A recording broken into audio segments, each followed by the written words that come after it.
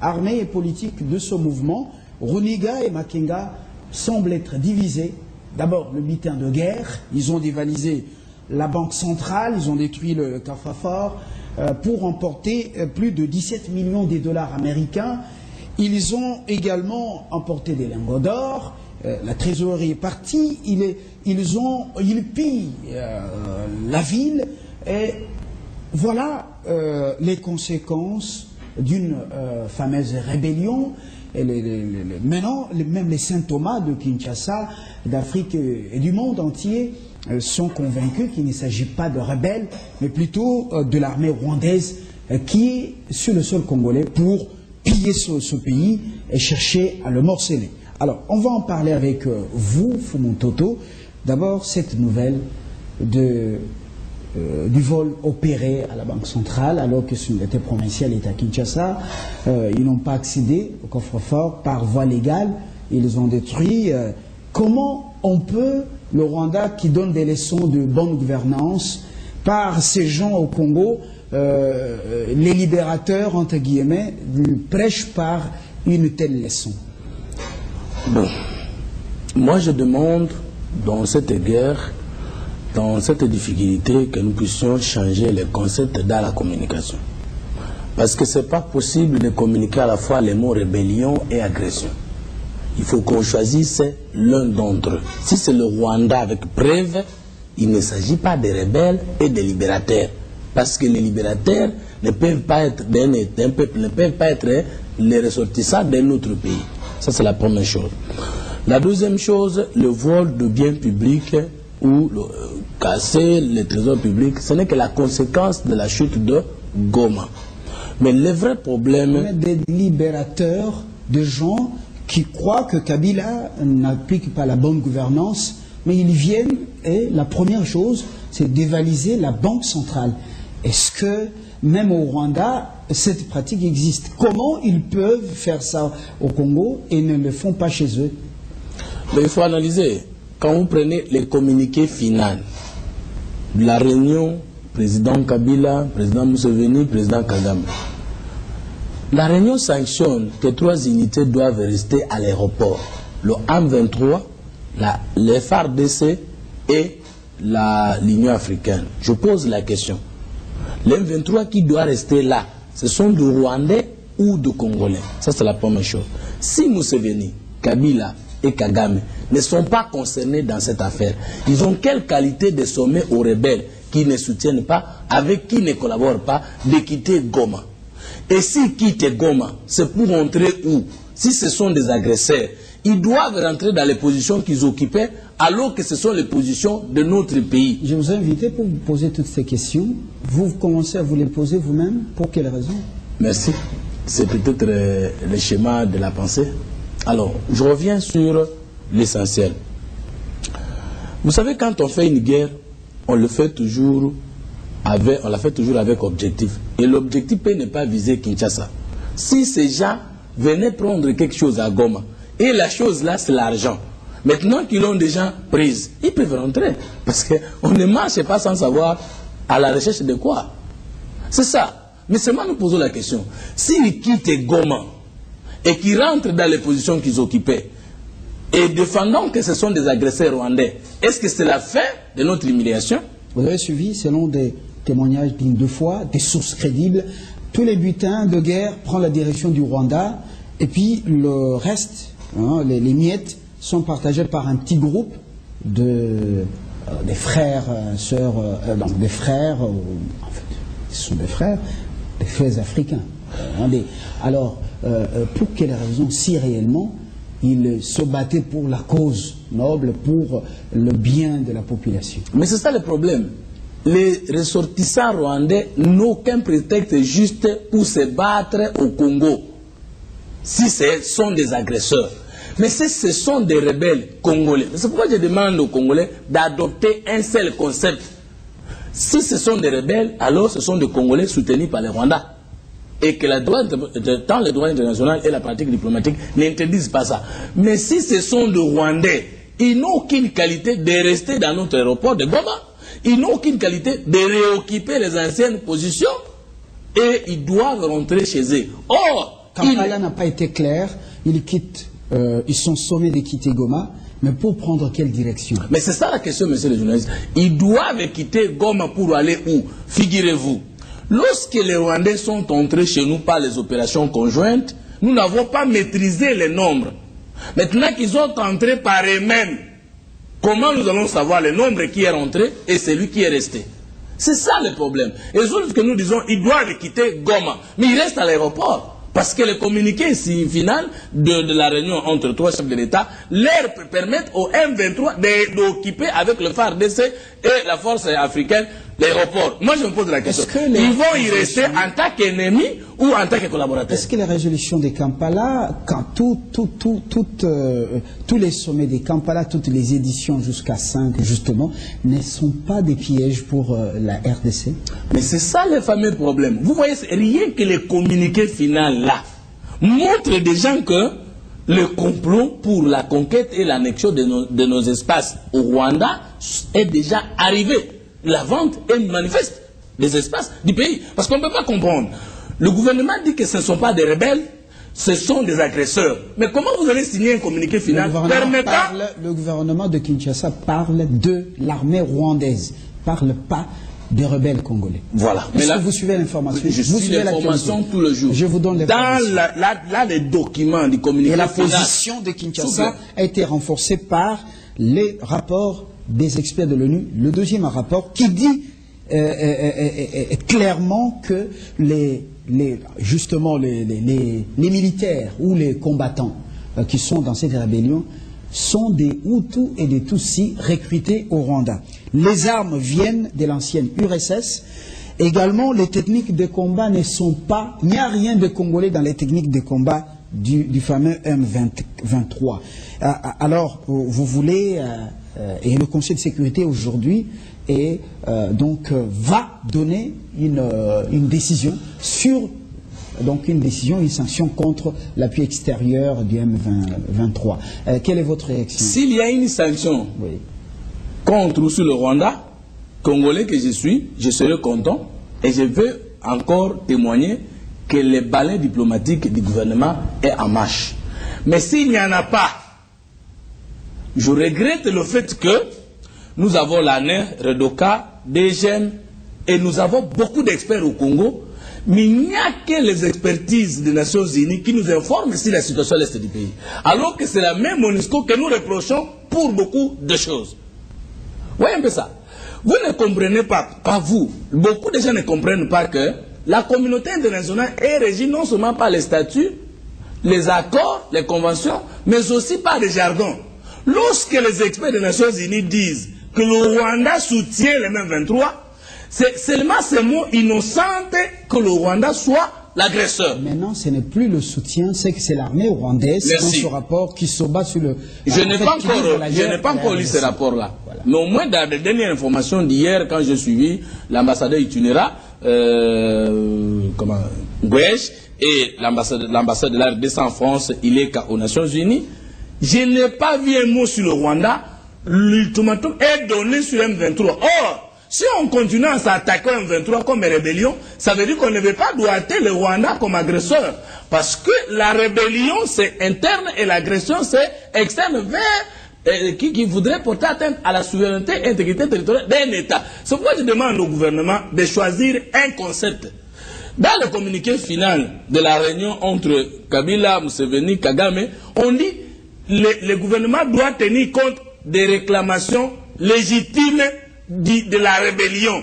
Or, si vous arrivez avec ces concepts dans les Nations Unies, on peut reprocher un peu le Rwanda à cause de la dégradation de la situation humanitaire. Mais on ne va pas considérer que c'est une agression. Nous devons changer la communication politique. C'est ça. On peut dire que le Rwanda est maintenant dos contre mur. Oui et non. Parce qu'on n'a pas encore l'arrêt de la résolution plutôt d'aujourd'hui. C'est aujourd'hui que le Conseil des sécurité... Oui, si en tout cas on arrivait à dire que ce n'est plus une rébellion et donc le Rwanda sera le dos contre mur. Mais seulement la justice de la communauté internationale en termes des Nations Unies est une justice d'abord stratégique et diplomatique. L'ambassadeur des États-Unis, c'est une dame, c'est une ambassadrice, elle avait justement utiliser son veto lorsqu'il fallait prendre pour la première fois des sanctions contre le Rwanda. Merci. Maintenant que le rapport est très clair sur la table du Conseil de sécurité, pensez-vous que les États-Unis vont fléchir? Ah, voilà le problème. Quand on dit droit de veto, ça veut dire si l'un des permanents dit non, C'est-à-dire s'opposer. justement, vous ne pouvez pas appliquer. Alors, si les Américains n'ont pas d'intérêt au Rwanda, pourquoi ils peuvent prendre des positions de défense envers le Rwanda? Et là, le problème sérieux est là. Ils cherchaient des preuves. L'ambassadrice cherchait des preuves, encore des preuves. En politique, même s'il y a des preuves et que les intérêts ne vont pas dans le sens de ces preuves, et donc on peut toujours justifier autre chose. Il ne faudra pas seulement parler des preuves, il faut parler maintenant des lobbies, des bureaux d'études et de l'intelligence culturelle que le Congo doit disposer pour savoir vendre notre pays dans les Conseils des Nations. Alors, je vous donne autre information. Pour ceux qui nous suivent, là, à l'ambassade des États-Unis ce matin, déjà à 9h30, je crois que c'est maintenant, le secrétaire d'État aux affaires africaines, le secrétaire d'État adjoint américain aux affaires africaines, se prononce ce matin. Donc, on ne sait pas ce qu'il va dire exactement, on en saura un peu plus. Notre équipe est sur place à l'ambassade des États-Unis d'Amérique. Le sous-secrétaire d'État adjoint aux affaires africaines est en séjour en RDC. Alors, c'était pour vous apaiser un peu. On attend encore, on n'est pas encore fixé. Justement, ce qu'il faut reconnaître, c'est que nous ne nierons jamais l'implication du Rwanda pour la déstabilisation de notre pays. Ça, il n'y a pas de débat. Et David Cameron l'a dit à Kagame. On sait que vous êtes avec le M23. Justement. La communauté internationale le sait. Et voici les preuves d'analyse. On ne peut pas commencer une rébellion dans un espace sans frontières. On ne peut pas faire une rébellion sans Kourou. Donc le pays limitrophe de la RDC Est ne peuvent pas nier qu'ils n'ont pas de rapport avec le M23. Et la communauté internationale le sait. Mais seulement le jargon dit ceci. Si ce sont des Congolais qui se battent contre le régime et qui sont soutenus par leurs voisins, ça ne s'appelle pas agression. D'où le gouvernement doit cesser d'utiliser et le mot mutinerie, rébellion, et l'autre, de l'autre côté, agression. Le gouvernement parle de l'agression. Non, le gouvernement parle aussi de la mutinerie et de la rébellion. Et les rapports des Nations Unies Mais parlent... les choses ont évolué. Mais nous voulons que ça évolue. Non, non, j'ai suivi les dernières adresses du porte-parole du gouvernement. Il est dans les deux mots. C'est ça le problème. Et le communiqué final de la réunion de Kampala, aussi dans les mots qui est plus dangereux envers nous. Les rebelles, leurs réclamations légitimes. Alors, si ce sont des rebelles qui ont des réclamations légitimes, et donc ce sont les administrés de Kabila. Par conséquent, Kabila doit dialoguer avec ses fils ou ses frères. Makenga ne pose aucune condition. Il dit d'ici vendredi, ils vont donc vider la ville de Goma. Mais Runiga pose des conditions. Il va jusqu'à exiger la réhabilitation, la libération d'Étienne Tshisekedi. Est-ce un fonds de commerce et d'autres préalables qu'il pose? Vous pensez qu'il est réaliste? Qui lui dicte ça? Nous, la troisième voie, nous restons stricts dans notre position. Nous disons qu'aucun mouvement rebelle ne peut former le format pour les négociations, non plus faire des revendications légitimes du peuple congolais, ses propres revendications. Je voudrais vous dire, c'était du fonds du commerce, franchement, pour des raisons. Quand vous êtes entré par l'AFDEL, qu'est-ce qu'il a dit quand il est arrivé en Boudjou? On lui a posé la question, tes rapports avec Tshisekedi? Il avait dit, c'est mon frère, nous avons les mêmes combats avec lui. Mais arrivé ici, quelle est la personne, la première qui nous a ciblé avec l'AFDEL? C'est Tshisekedi. Non, nous savons qu'il y a des problèmes. Et il faudra que les Congolais qui nous suivent connaissent les vrais problèmes du Congo et que le président de la République, s'il veut la solution, qu'il trouve la solution par rapport aux vrais problèmes du Congo. Quel est le vrai problème du Congo? Le premier, c'est les conflits entre le peuple congolais et toute la classe politique, toutes tendances confondues. Parce que ceux qui sont aujourd'hui à l'opposition et faisaient des leçons sont des grands voleurs d'hier, en majorité. Et ceux qui sont au pouvoir aujourd'hui sont les anciens opposants et qui gèrent mal aujourd'hui le pays. Il y a un conflit entre le peuple congolais, les fonctionnaires, les militaires, les enseignants, ceux qui ne font pas la politique, mais qui attendent les changements positifs dans leur pays. Premier conflit. Pourquoi les Rwandais font une sorte de marchandage avec le nom, le combat d'Étienne Tshisekedi? J'arrive, je suis en train de développer, monsieur le journaliste. C'est moi qui vous pose des questions. Pourquoi ils font le marchandage avec le nom et le combat d'Étienne Tshisekedi? Parce que les gens du M23 savent qu'ils ont déjà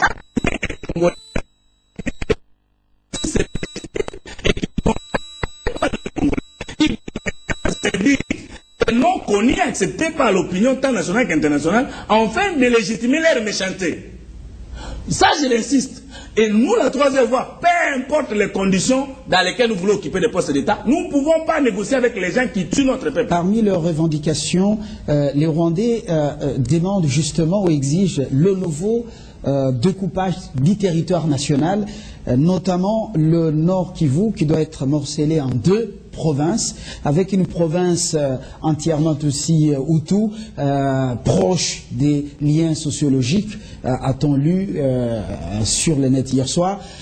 Est-ce que vous pensez que c'est une revendication légitime? J'arrive, monsieur le journaliste. Et que le président de la République, Joseph Kabila, quand il dit pas question de négocier, mais évaluer, vous pensez que vraiment ça c'est une revendication qu'il faut négocier? Le président de la République a déjà négocié dans le communiqué final de Kampala. Et vous avez posé la question de divergence entre Makenga et l'autre. Non, si l'un dit qu'il va se retirer, ça veut dire qu'on lui a déjà rassuré pourquoi il se retire. Et si l'autre dit je ne me retire pas parce qu'il n'a pas encore d'assurance. Un civil. Donc bon, il n'y a pas de contradiction. Il est pasteur. Alors maintenant, revenons sur la question. Le vrai problème c'est notre réconciliation avec le... Je viens à cette question si vous me permettez, même une seconde, même 10 minutes, même une minute, s'il vous plaît. C'est que lorsque nous disons que le vrai problème c'est qu'il y a un procès entre le peuple congolais et la classe politique, il faut éviter des négociations qui ont tendance à résoudre les problèmes des politiciens sans savoir ce que notre peuple va gagner dans ces négociations. Ça, c'est un. Le deuxième problème, les revendications de la diaspora, toutes tendances confondues, il ne faut pas définir la diaspora derrière un homme, dire que non, toute la diaspora est derrière Fumuto, c'est faux. Dire que toute la diaspora est derrière un cas, c'est faux. Les diasporas, toutes tendances confondues, ont des revendications légitimes. Un, les problèmes de nationalité, ça lit toute la diaspora, même ceux qui ne font pas la politique. Le problème de vote, le problème de l'implication effective dans la gestion du pays et le problème des canaux qui leur permettent d'investir au pays. Troisième problème, les contentieux électoraux. Quatrième problème, l'M23. Nous ne pouvons pas nier M23. Vous avez dans votre maison l'ennemi qui entre et vous les enfants et la maman, vous vous en prenez à au chef de la famille, vous laissez l'ennemi dévaliser la maison. Est-ce que c'est une sagesse? Ça dépasse. Si les parents ne sont pas coupables et concernés dans l'entrée de l'ennemi, là vraiment on se réconcilie, on attaque l'ennemi. Mais si les parents peuvent aussi être responsables de l'entrée de l'ennemi, on s'attaque à l'ennemi et à ses alliés. S'il est démontrable que le gouvernement est complice de ce qui nous arrive, nous allons nous attaquer aux Rwandais et leurs alliés complices ici. Le Premier ministre va répondre aujourd'hui à 15 h à la question d'actualité de la représentation nationale pour éclairer justement, depuis il ne l'avait pas fait, et pourquoi vous prenez le temps de déclarer des choses gratuitement comme vous le faites? Non, le problème c'est que nous aimons le Congo et que nous voulons un autre Congo. Et dans ce Congo-là avec l'homme nouveau, que tout le monde se retrouve. Si ça peut être réalisé par Matata, gloire à Dieu. Si ça peut être réalisé sans Matata, gloire à Dieu. La préoccupation de la troisième voie, c'est les changements positifs au Congo. Un Congo dont la gestion fait bénéficier tout le monde. Maintenant, on va poser la question pertinente sur la possibilité de couper. Pas la possibilité, c'est qu'il demande. C'est qu'il demande. Il y a une revendication légitime. Maintenant, nous rejoignons la troisième voie dans notre jargon. Les intellectuels distraits ont dit que là, ils sont en train de chercher la balkanisation. Or, balkaniser, ça veut dire scinder le territoire d'un État en plusieurs autres territoires qui deviennent des États autonomes. Alors que ce n'est pas ça le complot. Le complot, c'est le complot de conquête et d'annexion de nos espaces au Rwanda et Burundi. Voilà. À peine, ils n'ont même pas encore géré un mois à Goma. La première cible, c'est on doit avoir la terre. Vous voyez que la guerre n'est pas la guerre. Et la partie qu'ils choisissent, c'est la partie qui a des terres rares, comme Toto qui a des terres rares, des richesses incommensurables, en sous-sol, en faune flore, également biodiversité, pétrole. Mais je vais dire aux Congolais, nous, minerais stratégiques. Nous sommes des esprits sur la terre en mission pour évoluer. Un esprit qui a un corps, mais qui n'a pas sa terre, n'existe plus. Parce que la terre, c'est la couverture que Dieu nous a donnée pour nous exprimer. La terre nous accueille, la terre nous nourrit et la terre témoigne ce que nous sommes. Le Congo, notre maître, témoigne de notre méchanceté. Donc, celui qui n'aime pas son pays, n'aime pas son corps, non plus son Dieu. Si on nous prend même 1 kilomètre de notre superficie, et donc nous n'existons plus. Voilà pourquoi nous disons que dans ces combats, nous allons vérifier si le papa est concerné, et donc nous allons nous abattre à lui. sur lui. Si le papa n'est pas concerné, et donc il a l'obligation d'appeler sa famille contre l'ennemi. Parce que si on nous prend une partie de notre territoire, nous n'existons plus. Et c'est ça l'aventure en question et au rendez-vous. Alors, maintenant, ils sont divisés, on l'a dit. Pourquoi Makenga, lui, il est pressé, il obéit, il veut quitter, il écoute ses maîtres? Mais la question qu'il faut poser, monsieur le journaliste, en termes de réflexion, c'est que si les 23 quittent les Rwandais, qui a gagné? Si on dit le président de la République ou la majorité, nous disons faux. On ne peut pas gagner la guerre ou la paix sans l'armée refondée, la police refondée et les services de sécurité refondés. On ne gagne pas la guerre avec les opérations conjointes et les négociations avec les mêmes pays qui nous agressent. Nous allons gagner les jours où nous allons souder l'unité du peuple congolais avec notre armée, notre police et services de sécurité. C'est ce jour-là. Nous allons gagner les jours où nous allons bien gérer le pays et que nous n'allons plus laisser des prétextes pour les aventuriers en fait de dire je vais faire la guerre parce que je ne suis pas intégré. Non. C'est pourquoi j'ai dit que le vrai contentieux, c'est aussi et surtout entre ceux qui participent activement au processus électoral et démocratique, mais qui ne se retrouvent pas à cause des élections mal organisées. Et donc si aujourd'hui, le président Kabila fait l'erreur d'écouter d'abord ceux qui tiennent les armes, sans écouter ceux qui réclament le dialogue ou les échanges sans les armes. Donc, il est en train d'initier au Congo la quittine de l'arme et nous n'aurons jamais la quittine politique capable de sauver notre peuple. Le président Sassou Nguesso était à Kampala la semaine dernière, plutôt Kigali. Il a discuté avec son homologue rwandais, Paul Kagame. Mais apparemment, le communiqué final de cette rencontre était demander au gouvernement congolais et au M23 d'appliquer les résolutions de Kampala 5. Comme si M. Kagame s'est dédouané, comme s'il devenait plutôt observateur de ce qui se passe et non cause de ce qui se passe au Congo. Pourquoi le président Sassou a-t-il accepté d'accorder un chèque en blanc à Paul Kagame? Mais c'est ça le problème. Pendant que les autres disent nous devons dialoguer, parce qu'ils savent que dialoguer c'est partager les postes. La troisième voie dit nous devons concilier les vues sur le Congo. Et concilier les vues, ça veut dire la classe politique doit se réconcilier avec le peuple. Nous-mêmes participants du processus électoral, nous devons nous réconcilier. La diaspora, l'homme 23, nous pouvons profiter de son problème pour résoudre le problème du Congo. Et le Congo doit se réconcilier avec la communauté internationale. Il est vrai que nous avons un problème, nous, peuple congolais, avec la communauté internationale. Nous devons nous réconcilier avec la communauté internationale. Parce que nous vivons des injustices impossibles et ces injustices sont légalisées. Et ça date de quand? De comment nous avons géré l'après-Mobutu. Le monde a dit la balkanisation du pays, c'est demain. Ça, un homme, un prophète qui a annoncé ce qui arrive aujourd'hui. Et vous voulez tout ça entasser sur le dos de Kabila? Bonne question. Oui. Cette prophétie, je connais et reconnais à Lumumba la qualité du prophète de la nation. Mais au moins cette prophétie n'est pas accomplie ces 42 ans. Pourquoi? Mobutu a organisé le contraire. On peut renier à Mobutu tout, mais l'unité nationale s'est battue. Aujourd'hui, nous voulons dire que nous n'aimons pas que le pays soit divisé. Mais quelle est la forme de l'État que nous avons aujourd'hui? La territorialité des originaires. Ça renforce le tribalisme. Mais Mobutu a fait le contraire. La territorialité des non-originaires. Attends que toi, tu dis Kassa oriental, par exemple, tu peux aller gouverner dans les Bandundu et des Bandundu ailleurs. Est-ce que la forme actuelle de l'État que nous avons, c'est en faveur de l'unité ou c'est pour la division du pays? C'est ça le problème. Quand Mobutu est entré au pouvoir à 65, on lui repose tous les mots. De 65 au 17 mai, il y a eu des problèmes, mais le Congo n'a jamais été découpé comme dans le régime de Kabila ici. Non.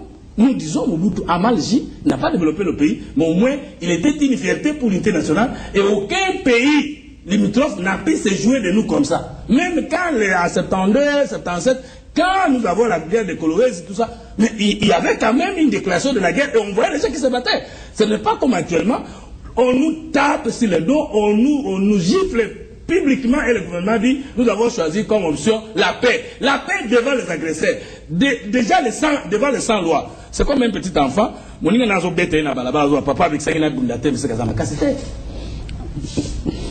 Alors, Fomototo, je reviens à ma progression de tout à l'heure. Le président de la République du Congo-Brazzaville va à Kigali au moment où le sommet de Kampala se tient. et l'autre n'effectue pas le déplacement. Et là, le communiqué final, il est gênant. Je reviens à vous. Est-ce que ça a été une bonne façon d'arbitrer les choses? Le président Sassou, c'est un ancien aussi.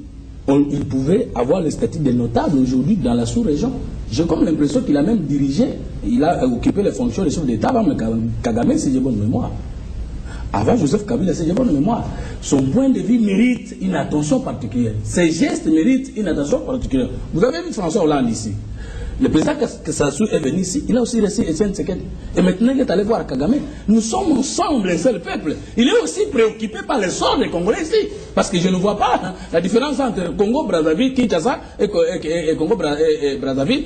En dehors du fleuve qui nous sépare, il y a les mêmes poissons congolais qui voyagent le matin du côté de Brazzaville, qui rentrent le soir. Donc, s'il y a des autorités de Brazzaville qui ne se préoccupent pas de la sécurité de Kinshasa, c'est une erreur d'approche. Et je crois que lui, il se démène pour ne faire que tenter de nous assister et de nous aider à résoudre le problème. Mais il connaît que les forces obscures, comme l'avait souligné le président de la République, sont derrière le Rwanda, utilisant un sous-traitant pour déstabiliser l'Est du Congo.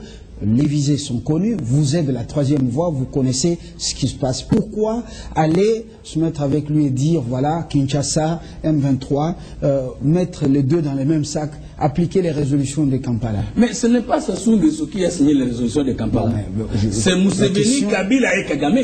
Sassou Nguesso Denis peut connaître les problèmes chez nous, mais ce n'est pas lui qui l'a responsabilité. Le signataire de ces accords, lui également, avec le président Sassou, demande à Kinshasa et Kiga est plutôt M23 d'appliquer les résolutions. Mais à qui la faute? C'est maintenant nous de poser la question au chef de l'État. Mais pourquoi avez-vous signé des accords qui ne nous honorent pas? Aujourd'hui, mais l'opinion n'est pas pour l'accomplissement de ces accords. Partagez notre aéroport avec l'M23 alors que vous dites que ce sont des agresseurs. Partagez notre aéroport avec qui? Les gens qui ont tué nos frères. Mais qui est le premier responsable que nous allons reprocher? C'est pas Sassou Nguesso, c'est au président Kabila. Vous étiez là.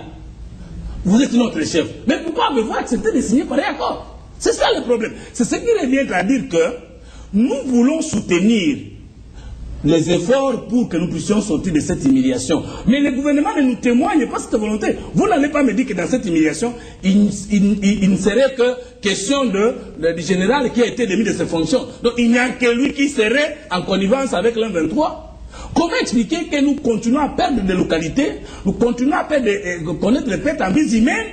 La structure du gouvernement ne change pas, les responsables de la police restent dans leurs fonctions, de l'armée dans leurs fonctions, le ministère de la Défense, comme si chez nous rien n'était de mauvais.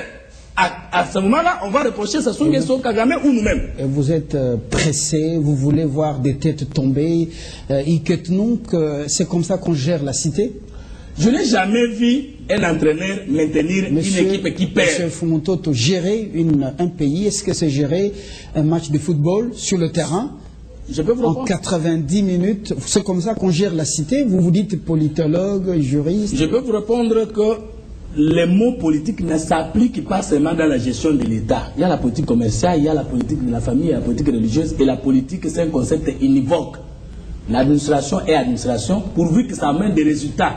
Si on peut inventer une politique, mais que c'est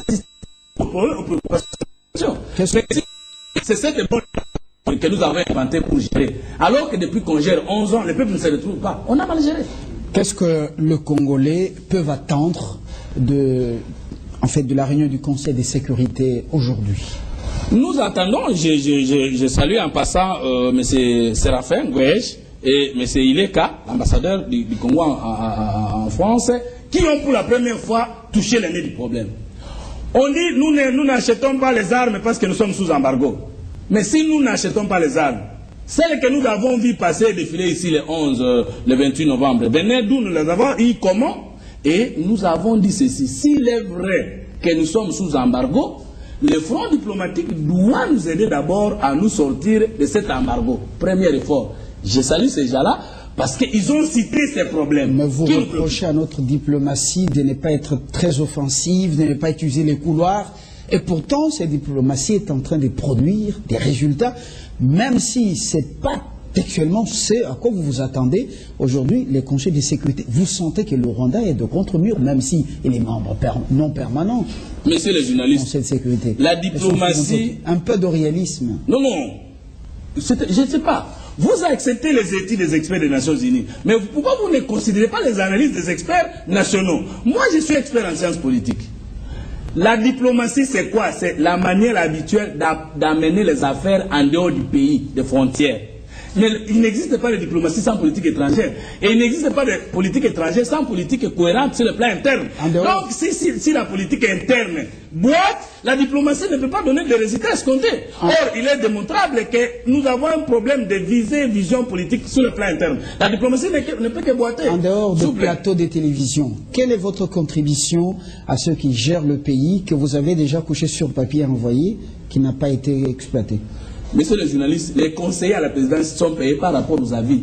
Et moi, ça fait plus de 10 ans que je donne des avis. Je suis qui m'a payé. Ce n'est pas une contribution. Vous, les journalistes, je sais que vous cherchez des informations. Venez sur Timbi numéro 5, l'Emba terministe, tous les jeudis 16h30 et tous les dimanches 13h30. Vous allez voir ce qu'on appelle jury citoyen et tribune d'expression populaire où nous formons les Germois pour un Congo nouveau. Aujourd'hui, passez à la Bibliothèque nationale. Passez à la Bibliothèque nationale, vous allez trouver les tomes 1 de la 3e voie en tant que nouveau courant politique et culturel. 4000 pages, sans financement de l'État ou d'un organisme. Nous faisons beaucoup, mais c'est notre régime qui ne veut pas écouter les avis pour le salut du Congo. Merci Fumutoto. Vous avez vu, vous avez eu assez de temps. Ça vous a vraiment réjoui. Nous avons eu beaucoup de temps. Oui, ça vous a réjoui. Effectivement, le deuxième invité qui devait être avec nous nous a fait part qu'il était encore chez lui à la maison.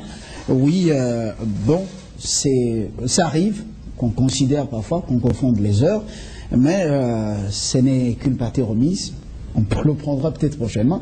Merci d'avoir respecté l'heure et d'avoir répondu à nos questions. Nous avons réfléchi autour des questions qui touchent la nation congolaise. Les informations sur lesquelles nous venons de créer un parti politique, venez nous rejoindre.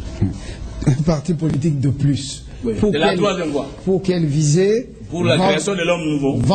Ventrocratie ou bien démocratie.